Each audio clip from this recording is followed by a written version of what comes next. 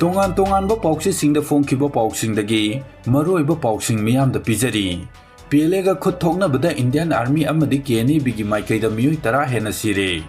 Myanmar amadi India anigi lonaba border pillar number 80 ga 7 ki Kamjong district ka tainaba Yangangpok khul manakta Manipur gi lalolu PLA ga Indian Army amadi KNB gi apunba kangbuga khutthoknabagi thokdokta Indian Army amadi KNB gi apunba gi maikaida miyoi tara gi mathakta asi ana yaukre hairi. Thokdo asigi matangda pauchi asina phangba paugi source amagi matung inna khutthoknabagi thokdo adu ngasi ayuk pung 2:30 tarakpa aduwaidagi haukibaga loinana ayuk pung 3:30 taramdai fawba maikai anida akan momongda khutthokna ki hairi khutthoknaba aduda PLA gi lanmi singna KNB gi kem ama thugaikibaga loinana mafam adudagi nongmai 3 lawba ngamhore hairi khutthokpamgi akoibada leiba labuk yauna mafam kharada KNB gi lanmi sing oigani haina thajaba asi bhaksang tara hena taduna leire hairi khutthoknaba aduda saruk yakiba Manipur gi yawlami mari asopa nakhre hairi adubu soklaba sing adu hojik thoina khudong thiningai oidre hairi paw asina hai Myanmar ga tainariba mafam amada leiba Manipur gi lalolub amagi kemta Kuki lalolub KNB amadi Indian Army gi apunba khutpu amane attack tongnaba sangsilakpada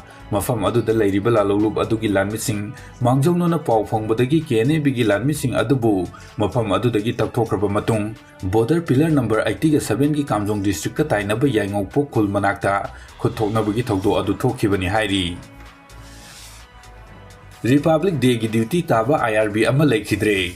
Lengang na sinduna ngarang pangthokkiba 76 suba Republic Day gi thorom mapung phana pangthoknaba amasung asoi angam thoktanaba singjamai thongkhongda duty takiba IRB gi personnel ama laikanaba ngamdana lekhidre hairi hiram asigi matangda pauchi asina phongba paugi matung inadi laikanaba ngamdana lekhidraba IRB personnel adugi maming athokom Devadatta chahi 32 mahak 13 suba IRB personnel ni Mahaki rifleman number 011-233-58 ni Mahak ngarang ayupung mangarom tarakpo matamda singjamai thongkhongda duty taringai khangawdana masa nungaite haiduna hipthakibadagi haugalakidabani hairi yengluba matamda mahak gyan manglaga taduna leirambadagi khutakta security force ki kangbuna advance hospital da pukhatuna laikanana bahonaki adum oinama hospital gi doctor singna asiba hakchang oina pukhalakle hairakibani hairi mahak matau karamna sikhibano haiba khangma ngamdrabasu heart attack na maram oiraga leikidaba oiramba yai hairi